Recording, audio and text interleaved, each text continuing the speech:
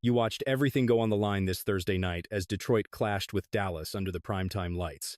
You are witnessing the fourth consecutive year these two gritty squads have gone head-to-head in a bitter rivalry. You remember the heartbreak of 2022 and the absolute robbery of that Taylor Decker two-point conversion in 2023. You know deep down that the controversial call after the St. Brown touchdown had to have come straight from the league office. You saw sweet retribution last season when Detroit absolutely dismantled them 47-9 right in their own house. Before you dive into the action, make sure to smash that like button and subscribe if you enjoy this kind of breakdown. You have no idea how much it supports the grind, so drop a comment below sharing your thoughts on this wild matchup. You know I love reading your takes, even if the only absolute truth I preach is that the Packers are terrible. You also caught Cade Cunningham on the pregame broadcast admitting he was actually rooting for the Cowboys. You have to admit that feels like a betrayal. But then Detroit took the ball just like they did back on Thanksgiving. You recall seeing St. Brown go down hard with that ankle injury almost immediately after the opening kickoff. You braced for a season-ending diagnosis, only to find out it was a sprain that would sideline him for just a couple of weeks. You saw him fight through that questionable tag to snag the opening catch before Gibbs marched them right into the red zone. You watched Campbell ruthlessly exploit a Dallas secondary that ranks dead last in the entire league. You know, linebackers cannot cover Gibbs, so you saw him deployed almost exclusively as a wide receiver here. You hated seeing James Houston get his revenge sack on Goff, forcing a field goal that put them up 3-0. You watched Prescott take the field against a depleted Detroit defense, missing Tyrion Arnold for the remainder of the year. You noticed Kirby Joseph was still out, and then Thomas Harper knocked himself out cold, tackling George Pickens. You understand the stakes here. Whoever loses this Thursday night battle is officially eliminated from playoff contention. You saw Ferguson drag Dallas across midfield, but Detroit's defense absolutely locked down the deep ball all night. You realized Prescott failed to complete a single deep pass before Avonte Maddox stepped up on 3rd and 9. You watched the third stringer rattle Pickens and force an incompletion, setting up Brandon Aubrey to tie the game.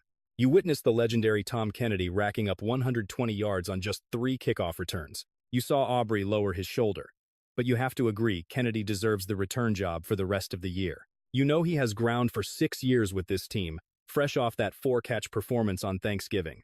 You can see his hunger to help the squad in any way possible before Jack Fox came out to punt.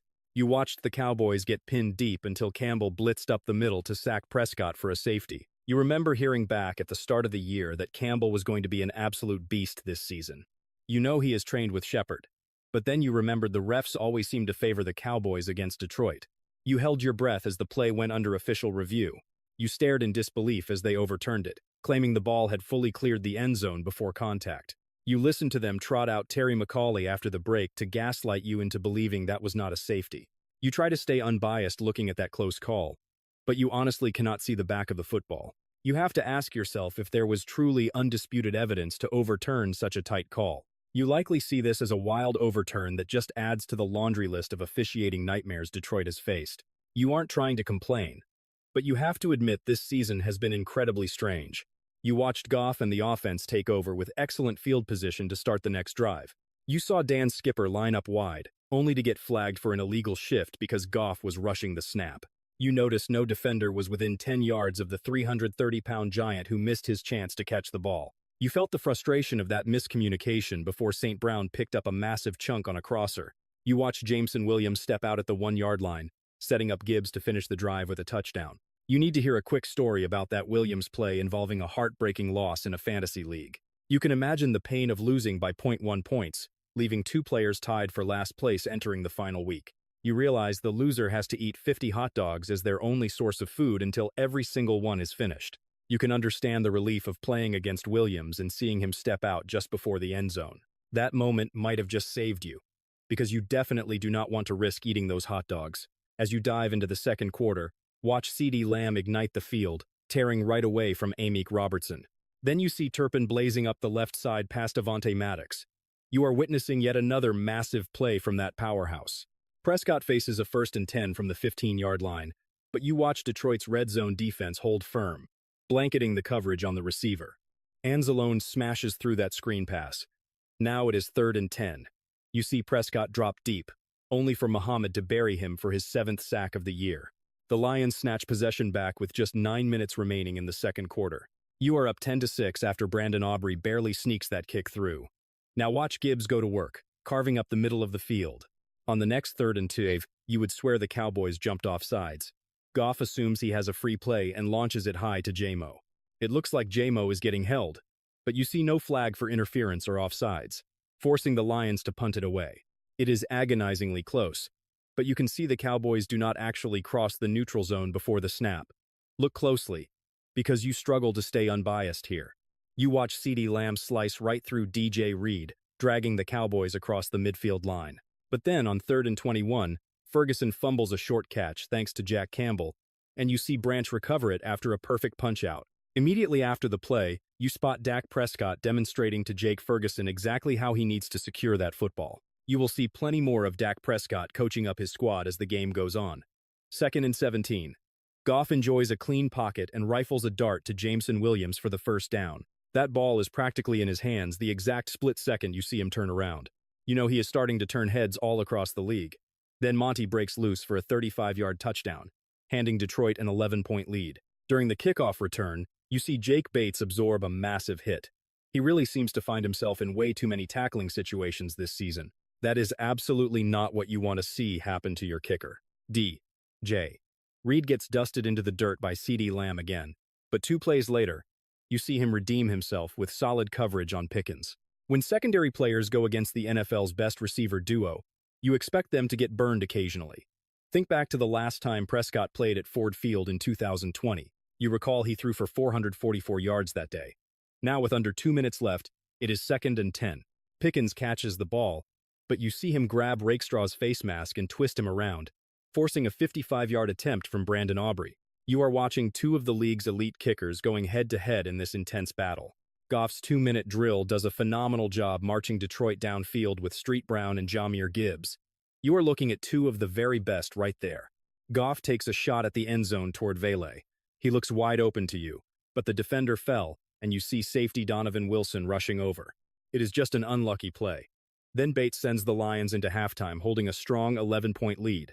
On the first play after the half, Prescott targets Pickens. You see Amik Robertson break up the pass before Derek Barnes pulls down the interception. A little later in the game, you catch a glimpse of Prescott over on the bench. He is showing Pickens on the iPad exactly how he wants him to extend his hands and secure that ball.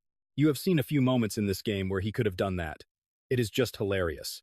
Then, Detroit extends their lead to 18 with a Vele touchdown. That marks his 8th NFL reception. 4 of them are touchdowns. You know this man never dropped a single ball in college. With Pickens struggling, you see Prescott lock onto 88. He snags that one for 32 yards despite tight coverage from Reed and pass interference. Subsequently, you see another penalty called on Reed as he tries desperately to cover Lamb. 1st and 10. Robertson covers Lamb. He almost makes an incredible catch this time, but you see him land hard and leave the game with a concussion. It looks like he gets knocked cold. You hate to see a tough scene like that. It just proves how hard these teams are playing. You can feel them putting everything on the line for their season. Just like when Harper got injured earlier. CeeDee Lamb is down. Jake Bates got slammed trying to tackle. Now you see the Lions back with the ball. On 3rd and 8, Jahmyr Gibbs puts Deron Bland in a blender, sending him to the ground. You know he has done that to defenders all game, and in recent weeks, think of Jahmyr Gibbs against the Giants and the Eagles. You have seen him playing undefeated football recently. After a great Jahmyr catch, you sadly see miscommunication putting Street Brown and Jahmyr in the exact same spot. Then a blocked Jake Bates field goal hands the ball back to the Cowboys. You have to admit, this game is absolute cinema once again. Everything is on the line. You see both teams playing so hard. Prescott and Goff both entered this fight undefeated. On the Cowboys' next drive at 3rd and 9, they get a huge pickup. But a penalty on Pickens brings it back before Aubrey casually drills a 63-yard field goal. That is simply insane. That kick cuts the lead to 8 with just under 3 minutes left in the 3rd quarter. Trying to regain that 2-score lead, Goff rolls left while taking a hit and floats it to Jameson Williams for a 14-yard gain. You are witnessing an unbelievable catch and throw from both of them. You absolutely live for moments like this from Goff, seeing him completely dialed in and nearly sticking an impossible touchdown strike to Tesla. You find yourself begging for a replay angle that never comes, but you already know deep down that this kid operates on a totally different level. You feel your jaw hit the floor witnessing that snag, watching him fight gravity to barely miss getting those toes down in bounds. You look at the clock with under 12 minutes left in the 4th. seeing Detroit clinging to an 11-point lead while the defense desperately holds the line. You witness a solid defensive stand crumble in an instant as Fennoy breaks free for a 42-yard score after Branch bites on the fake. You realize with 10 minutes remaining that this has turned into a tight 30-27 nail-biter following that two-point conversion. You can practically feel the exhaustion radiating off both squads, with the Cowboys grinding through 82 plays compared to the Lions' 62. You sense the defenses gasping for air right before Jahmyr Gibbs smashes in his second score, shoving that lead right back up to 10. You watch the Lions' offense simply glide down the field, powered effortlessly by that dynamic Alabama crew and Gibbs. You are staring down the barrel of just under 7 minutes left on the clock. You see Mohammed secure his second sack, only for Prescott to fire back with consecutive completions, marching across midfield and straight into the red zone targeting Fennoy. You watch Prescott drop back on a critical 3rd and 3, locking eyes on the end zone before launching a prayer toward Ferguson in heavy traffic. You hold your breath as Branch nearly picks it off, only for the play to end in offensive pass interference on Ferguson, leaving you sensing Schottenheimer's rage. You see the official toss both flags, though you know in your gut it should have been a no call, even if the outcome remains unchanged. You feel your heart sink watching Branch get carted off, only to discover later that a torn Achilles has ended his run. You are left speechless by the injury, watching the Lions cling to a 7-point lead following yet another Brandon Aubrey field goal. You marvel at how they march downfield, wondering how on earth Street Brown is performing like that on a bad ankle. You witness greatness as Gibbs tallies his 3rd touchdown, tying Barry Sanders' legendary record of 47 scores before turning 24.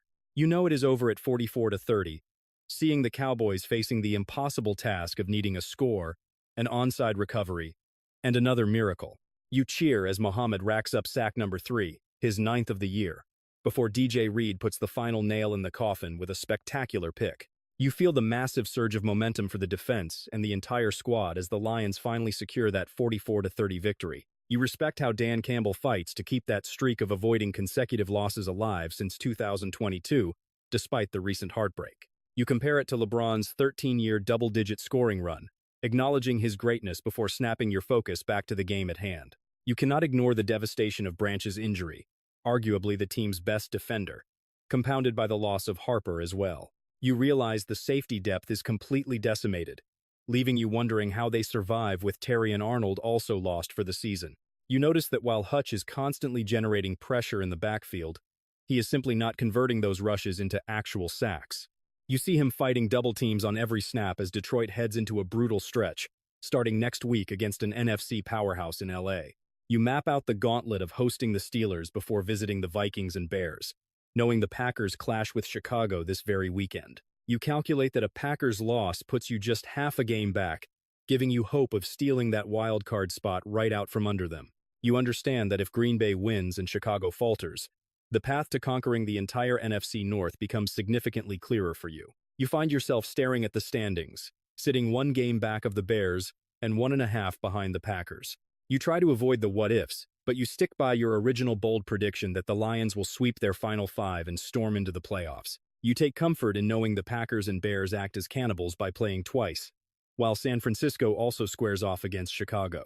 You see the schedule aligning perfectly as Seattle faces the Niners and Rams, while the Packers must survive battles with the Ravens and Broncos. You see massive potential unfolding for the Lions, noting the analytics already giving them better than a 50% shot at the postseason. You believe the odds are actually much higher, convinced in your gut that this squad is destined for playoff football. You acknowledge the brutal toll of injuries, yet you feel the momentum building, reminiscent of that turnaround from 1-6 to 9-8. You feel the immense pressure knowing that every single snap from here on out essentially decides the season. You suspect this pressure might actually forge a stronger team than last year's 15-win squad that collapsed immediately. So tell me your take. You should make sure to hit that like button and follow along. And I truly appreciate you tuning in.